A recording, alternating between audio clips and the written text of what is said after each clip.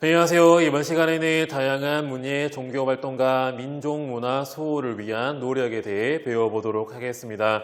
이번 수업의 목차를 보면 첫 번째는 3.1운동 이후 문학과 예술의 경향, 두 번째는 일본 역사 왜곡에 대한 우리의 대응, 세 번째는 우리말을 지키기 위한 노력, 네 번째는 일제에 맞선 종교계의 활동을 순으로 수업을 진행해 보도록 하겠습니다. 그럼 먼저 3.1운동 이후 문학과 예술의 경향을 볼 건데, 먼저 문학 파트를 20년대와 1930년대 이후로 나누어서 보도록 하겠습니다. 1920년대가 되면 3.1운동 이후 확산이 되었던 사회주의에 따라 카프라고 하는 문학인들의 단체가 조직이 되게 됩니다. 이 카프는 식민지 현실, 계급 모순을 비판한 문학 작품을 많이 썼기 때문에 이러한 경향의 문학을 신경향파 문학이라고 불렀습니다. 그 다음에는 1930년대 이후인데 1930년대 이후에는 문학의 흐름이 크게 세 가지로 나누어지게 됩니다. 첫 번째는 식민 통치에 저항을 했던 저항문학, 두 번째는 식민지 현실을 아주 외면해버렸던 순수문학, 세 번째는 식민 통치를 인정하면서 일제를 찬양하고 우리나라 사람들을 전쟁터로 내몰기 위한 문학을 많이 쓰는 친일문학으로 나누어지게 되는데, 특히 여기 저항문학인으로서는 시문, 윤동주, 이육사 이런 분들이 계셨습니다. 이어서 예술도 20년대, 30년대 이후로 나눠서 볼게요. 1920년대 예술의 특징을 보면 1923년에 이 토월회가 있습니다. 여기서 토는 흑토자, 월은 달월자이고 흑은 현실, 월은 이상인데 현실에 머무르지 말고 이상을 추구하자라고 하는 연극단체가 토월회입니다. 도쿄 유학생 출신으로 구성이 된 토월회는 신극, 새로운 연극의 형태를 운동의 형태로 전개하게 되는데, 이 신극의 주제는 남녀평등, 봉건적 있음 등 그 이전에 조금은 해석하기 어렵고 기괴한 연극보다 현실적인 주제로 연극을 공연했기 때문에 많은 사람들의 공감을 얻었다고 합니다. 두 번째는 1926년에 나온규라고 하는 사람이 발표한 영화 아리랑입니다. 이 아리랑의 내용, 그리고 또 영화 마지막에 흘러나오는 아리랑 노래에 따라가지고 민족의, 나라 이름 민족의 울분과 서름을 표현했고 엄청난 인기를 끌었던 영화이기도 했습니다. 이어서 1930년대 이후가 되면 만주사변이라든지 중일전쟁이라든지 일제의 침략전쟁이 본격화되게 되니까 현실 비판적인 예술에 대한 일제의 통제가 강화되게 되고요. 그에 따라서 일부 예술가들은 친일예술을 전개하기도 했습니다. 자, 그럼 이어서 일본의 역사 왜곡과 여기에 대한 우리의 저항을 보도록 하겠습니다. 일본의 역사 왜곡은 계속해서 전개되었지만 이 왜곡이 본격화되는 시기가 바로 이 1920년대인데, 일제가 1925년에 조선사 편수회라고 하는 역사 왜곡 단체를 조직을 하고요. 여기서는 식민사관으로 한국사를 왜곡하기 위해 우리의 역사를 체계적으로 정리를 합니다. 그 이전 조선사 편수회 전에 다양한 식민사관이 있었는데요. 하나가 임나일본부입니다. 임나일본부설. 일본 나라 시대 때 만들어진 일본석이라고 하는 역사서가 있는데, 여기서 일본이 가야 지역에 가서 임나일본부라고 하는 식민지를 개설했다라는 말이 있고요. 그리고 또 우리 강개토대왕 릉비에도 일본이 바다를 건너 백제 등을 격파했다라는 글이 있는데요. 일본 서기는 조금 신빙성이 떨어지는 내용들이 상당히 많고요. 또 광개토 대왕릉비도 많은 글자들이 없어져 있고, 그리고 또 고구려의 주체가 아니라 일본 주체로 읽으면 그런 식으로 해석이 되기 때문에 광개토 대왕릉비는 고구려이기 때문에 고구려의 주체로 읽으면 이런 내용들은 안 됩니다. 어쨌든 임나일본부설이 있었고, 또 하나는 만선사관입니다. 만주인들과 만주와 조선인들은 동일 민족이다. 일본이 조선을 식민지화했기 때문에 만주도 식민지배하기 위해 조선과 만주가 똑같은 계통이라고 하는 것을 자랑했던, 이게 바로 만선사관이라고 할 수 있습니다. 이러한 다양한 식민사관들을 체계적으로 정리한 게 바로 조선사 편수회, 청구학회 이런 단체들의 활동인데, 그렇게 정리가 된 식민사관을 그러면 이어서 보도록 하겠습니다. 대표적인 식민사관으로 첫 번째는 정체성론입니다. 자, 정체되어 있다. 어딘가에 머무르고 있다. 그런 뜻인데 한국 사회가 자, 고대 사회 단계에 머물러 있다라고 말을 하는 겁니다. 자, 칼 막스가 제시했던 역사의 보편적인 발전 법칙인데 대체로는 중간에서 자, 고대 사회를 거쳐 자, 중세 봉건제 사회를 거친 다음에 자, 근대 자본주의 사회로 발전하는데 우리 한국, 특히 조선은 이 중세 사회가 없고 자, 고대 노예제 사회에 머물러 있었다. 그렇기 따라서 일본이 이 고대 노예제에 머물러 있던 조선을 식민 지배함에 따라 자, 근대 자본주의 사회로 발전시켜 줬다라고 하는 일제 식민 지배의 정당성을 부여하는 게 바로 이 정체성론이고요. 이에 따라서 중세 봉건 사회가 결렬됐기 때문에 정체성론을 중세 봉건 사회 결렬론이라고 부르기도 합니다. 두 번째를 보도록 하겠습니다. 자, 반도 사관이라고 하는데요. 우리나라가 반도에 위치되어 있었기 때문에 우리 역사가 자율적으로 발전한 게 아니라 타율적으로 발전했다는 이 타율성론입니다. 자, 한국사가 주변 국가의 영향을 강하게 받아왔다. 반도였기 때문에 위로는 대륙의, 즉 중국이나 북방민족의 영향을 받았고 밑으로는 해양 세력, 일본의 지배를, 일본의 간섭을 많이 받았기 때문에 타율적으로 발전되어 온 역사므로 일제 식민 지배 받아오는 것은 당연한 거다. 이게 바로 타율성론이고요. 세 번째는 당파성론입니다. 조선놈들은 3명만 모여도 서로 편을 가려서 싸운다가 바로 당파성론이거든요.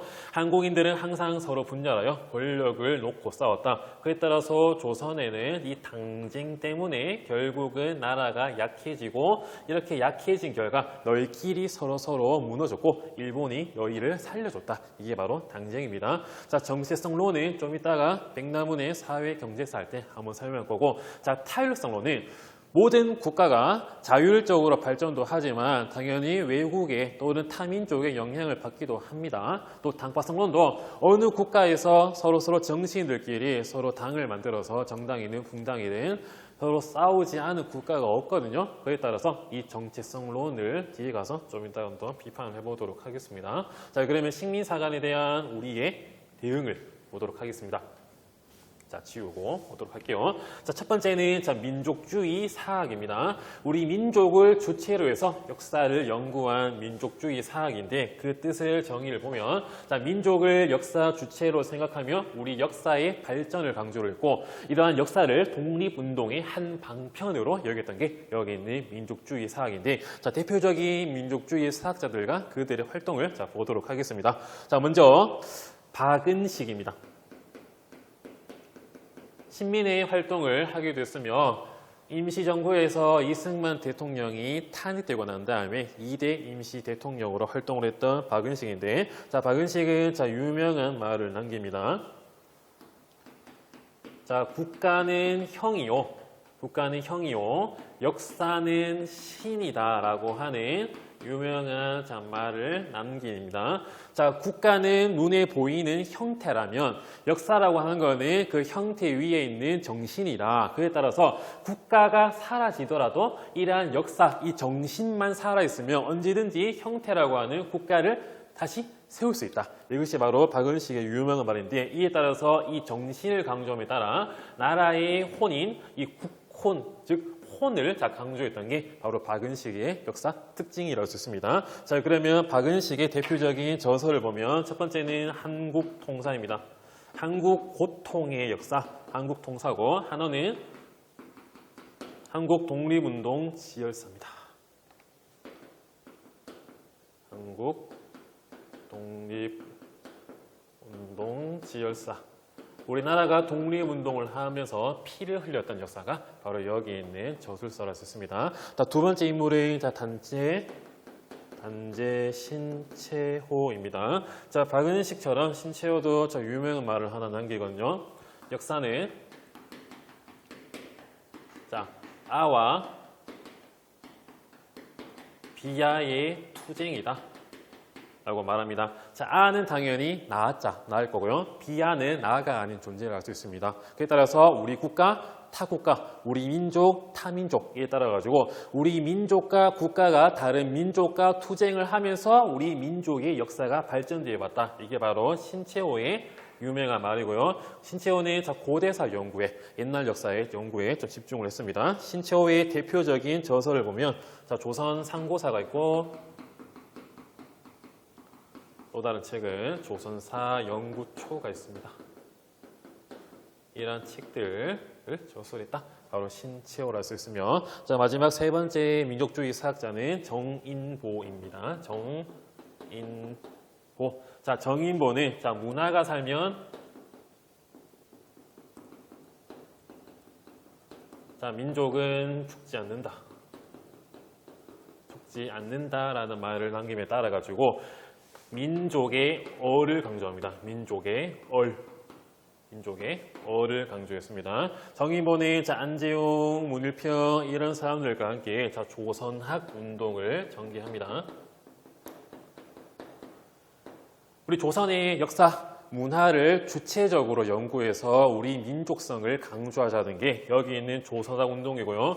조선학 운동에서는 성리학이라고 하는 학문에 대항해서 조선 후기 실학을 강조합니다. 그에 따라서 정약용의 저서들을 모아온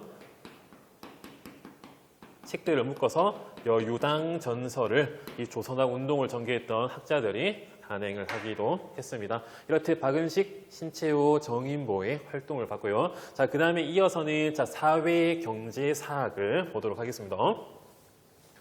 자, 사회경제의 관점에서 우리 역사를 바라봤다라고 할 수 있는데, 아마 사회주의, 좌파 역사관이라고 할 수 있습니다. 막스 또는 마르크스라고 하는데, 독일 마르크스의 유물사관 입장에서 역사를 연구를 했고요.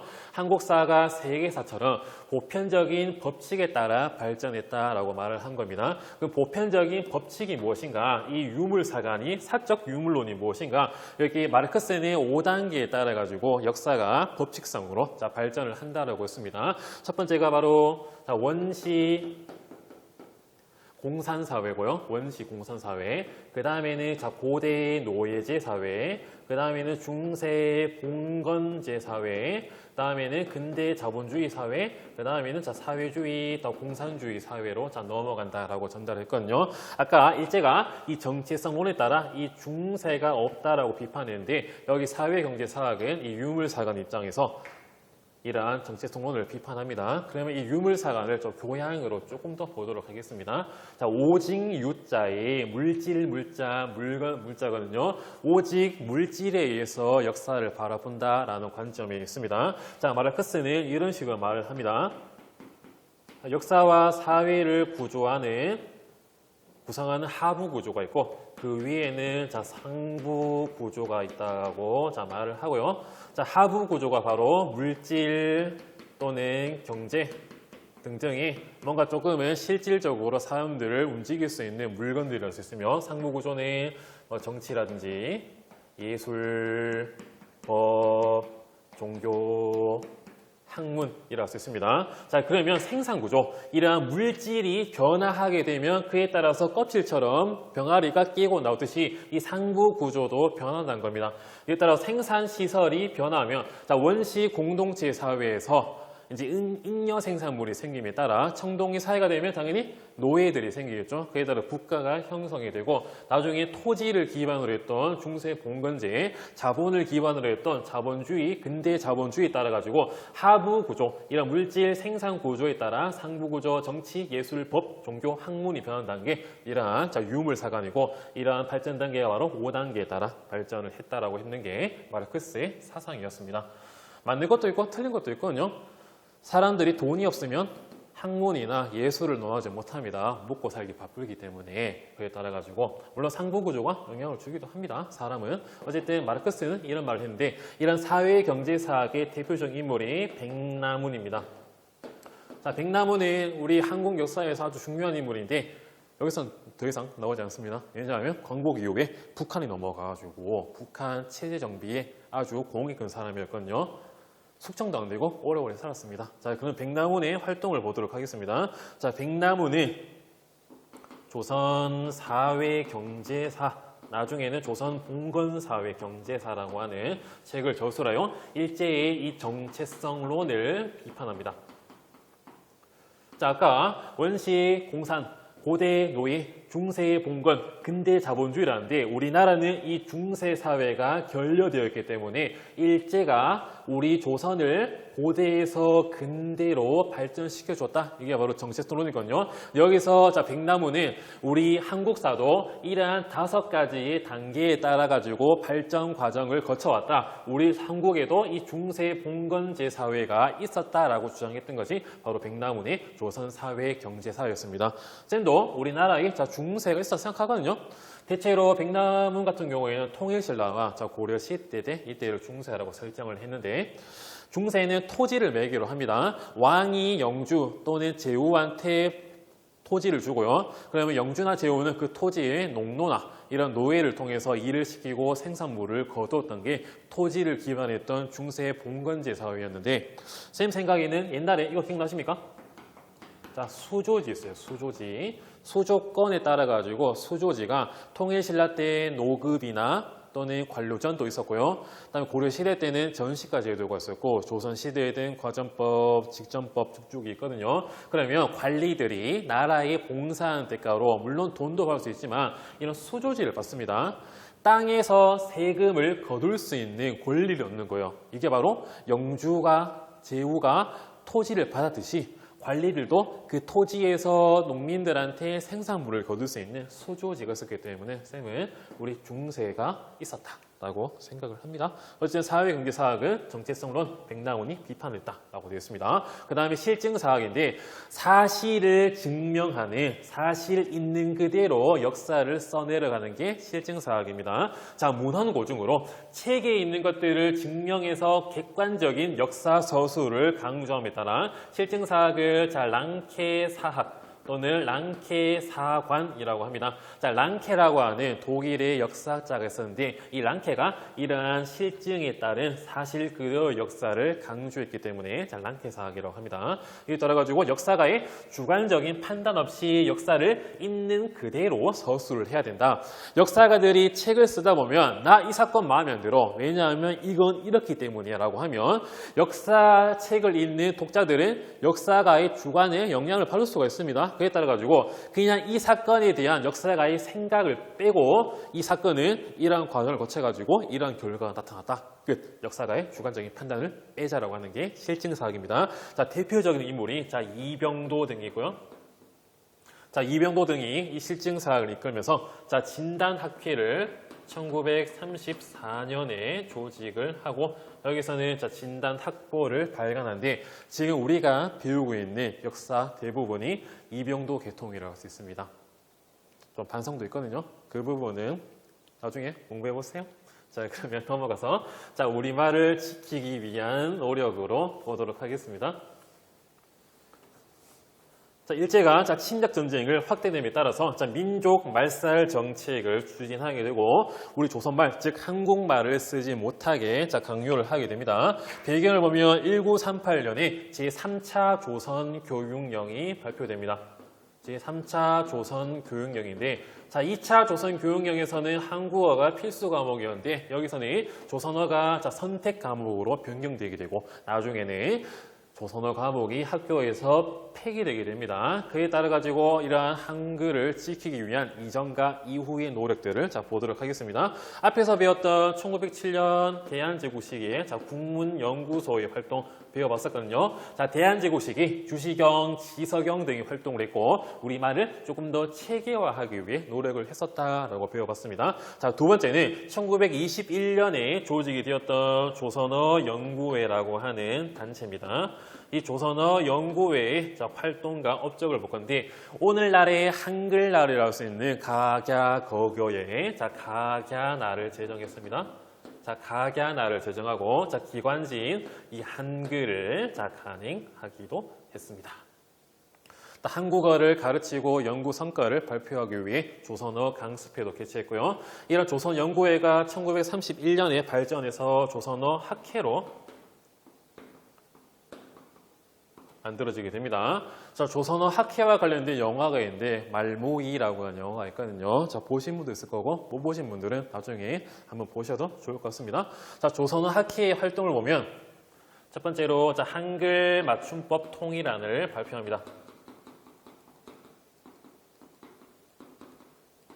우리나라 말의 맞춤법을 통일했던 안건이 바로 한글 맞춤법 통일안이고요. 자, 그리고 또 우리나라 말을 정리하기 위한 우리말 큰사전 같은 말로 조선말 큰사전을 편찬을 시도하다가 어떤 사건에 의해서 이때는 완성되지 못하게 됩니다. 그 사건이 바로 1942년에 발생을 한 조선어 학회 사건입니다. 자, 조선어 학회 사건인데 이 사건의 전말을 보면 어떤 여학생이 일기에다가 이런 말을 써놨어요. 학교에서 일본말을 썼는데 선생님한테 혼났다는 겁니다. 이때는 42년에는 학교에서 한국말을 쓰면 안 됩니다. 무조건 국어라는 명목 하에 일본말을 써야 되는데 학교에서 일본말을 썼다가 선생님한테 혼났다는 거예요. 어떤 사람이 그 여학생의 일기를 보고 그 교사를 조사해 보니까 그 교사가 조선어 학회 소속이었고 그에 따라서 이를 계기로 조선어 학회가 이러한 활동을 하고 있으며 독립운동단체로 잡고 탄압을 한 결과 이를 계기로 강제 해산되게 되고 우리말 큰사전의 원고가 이 사건에 의해서 사라지게 됩니다. 방대한 양의 우리말 큰사전이 몇 년 동안 했었는데 이게 없어졌거든요. 그러다가 45년 광복하고 난 다음에 경성역, 서울역 어느 창고 구석에서 이 원고가 발견되어서 다행히 우리 국어사전의 백과사전의 기초가 되기도 했습니다. 자, 마지막으로 종교계의 활동을 보고 끝내도록 하겠습니다. 자, 먼저 당군을 모시는 대종교인데요. 자, 만주에서 중광단을 조직을 합니다. 군사 조직이었던 여기 적을게요. 자, 중광단을 조직하여 항일 무장투쟁을 전개를 했고 이 중광단이 나중에 북로 군정서로 김좌진 장군이 이끌었던 북로 군정서로 개편되게 됩니다. 그 다음에 천도교인데요. 동학의 후신인 천도교는 기관지인 기벽을 가행했습니다. 그리고 또 다양한 농민, 청년, 소년, 여성 등 대중운동을 적극 지원했습니다. 60만세 운동 이런 것도 있겠죠. 자, 그 다음에 불교인데 만해